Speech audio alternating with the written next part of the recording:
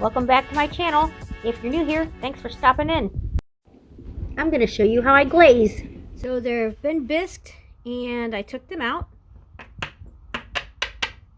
Nice and hard. And they shrunk. Look at that. It won't even fit there. It might fit on my ring finger. Yep. So I think that's a 6.5 maybe. Of course, that wasn't the one that I made in the video before. This one is the one I made in the video before. See how it fits. Turned out pretty nicely with the white clay. I'll have to sand it down, which you can do. Oh, same size. Yep. That cute little lemon. Oh, this is going to be so fun to glaze. I made a fried egg. Can't wait to glaze that one.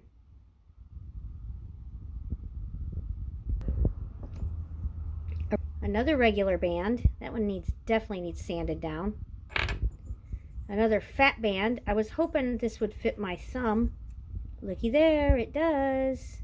A little loose though. Might fit the other one. And this one, which I think is really pretty. It won't fit there, so maybe it'll fit on the thumb. Nope. Yeah, it would if I forced it. So there you have it. And now it's time to glaze them.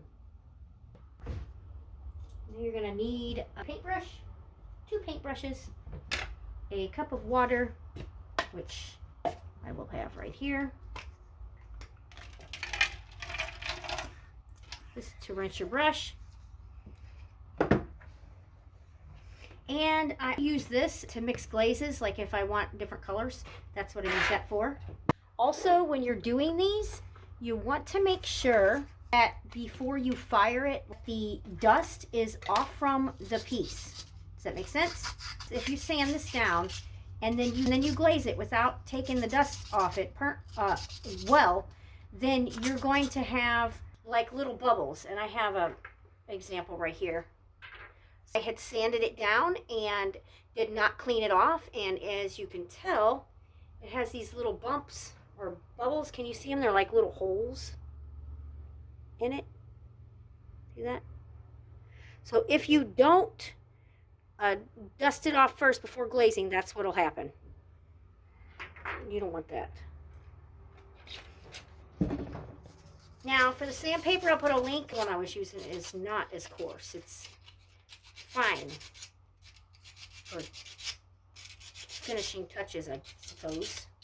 It doesn't really matter too much, but you want to kind of sand it down. Like, the glaze goes on and it kind of covers it, but sometimes if you have divots and stuff, I've noticed that it'll go down in it. So just kind of sand it a little bit. Once you have it with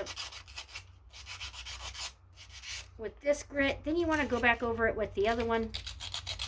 Like any connections that look like they're sticking out, you know, where it's connected, kind of sand those. Also, in the description, I got this awesome pack of different grits, and that's what you need because you need different, you know, different things. Like this is a coarser, and the other, wear a mask or have a well ventilated area because you should not be breathing in the ceramic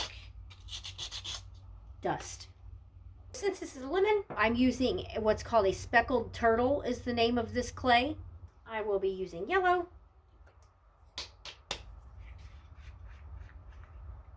And some white clay. When you do, depending on the colors that you use, when that's fired with the glaze on it, it turns out looking like this.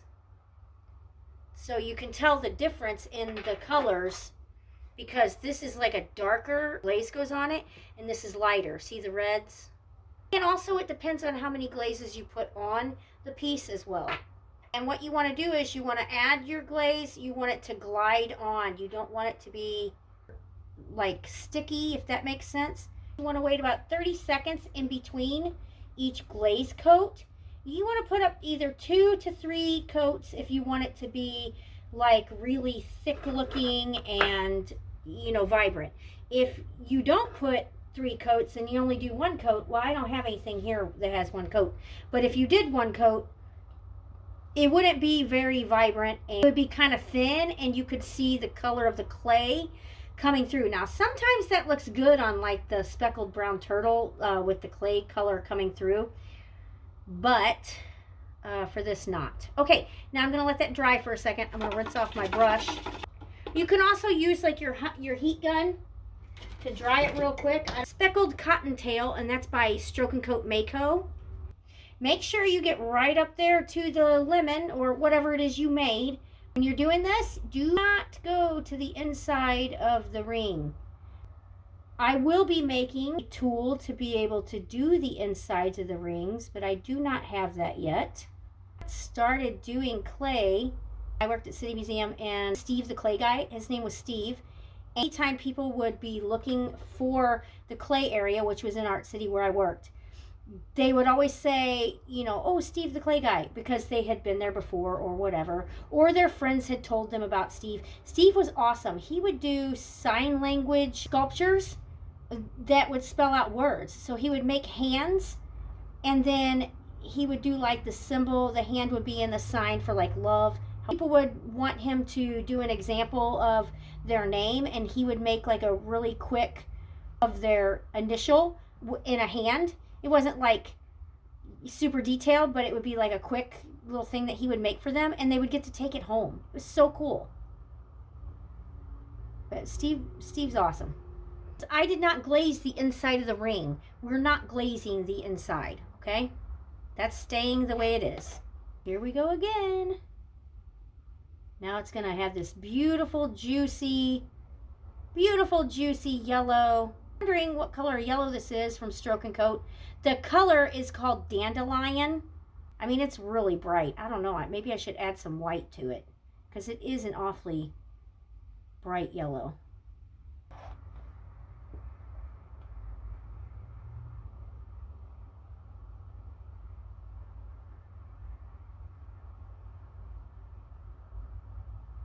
Be mindful that when you carve into your clay, when you put the glaze on, when the glaze is in the kiln, it basically like melts and it oozes like on your piece to stick to it, right? So if you have put very small, delicate lines in your piece and you glaze over it, it's not necessarily going to show up very well.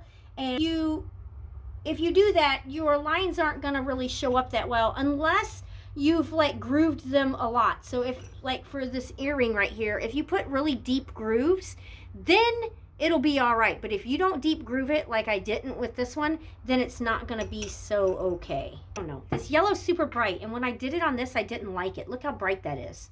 I don't think I'm going to like that. I think I'm going to have to put some white over that, because I am not going to like that yellow like that.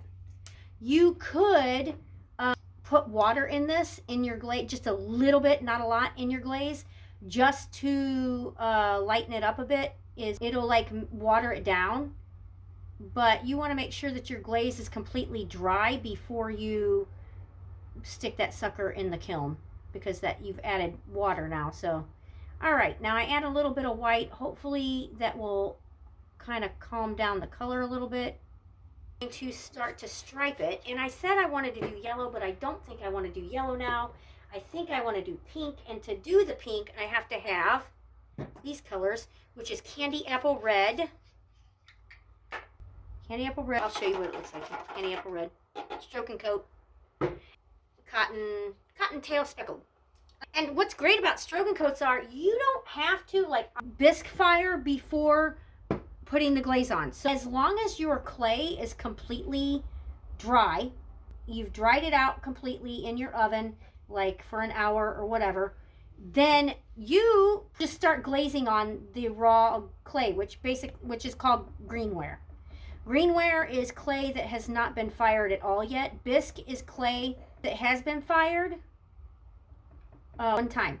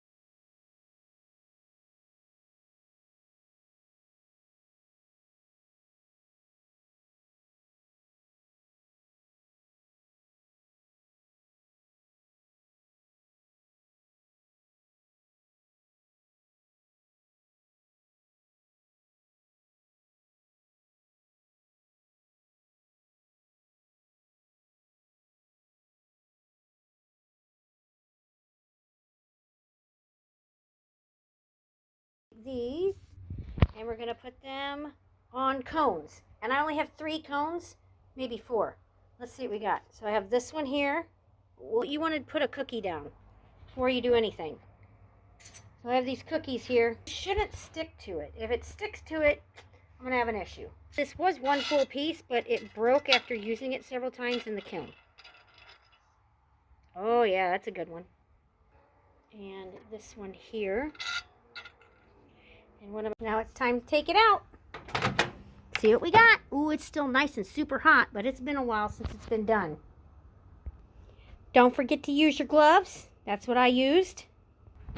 Now, they never look the color that you painted them right away because they're super hot and they have to cool off so that they can cool down to the color they're supposed to be. But let's just see if they stuck. Oh no. Seems like it's stuck. Oh no. One failed attempt. Maybe I can be able to pop it off.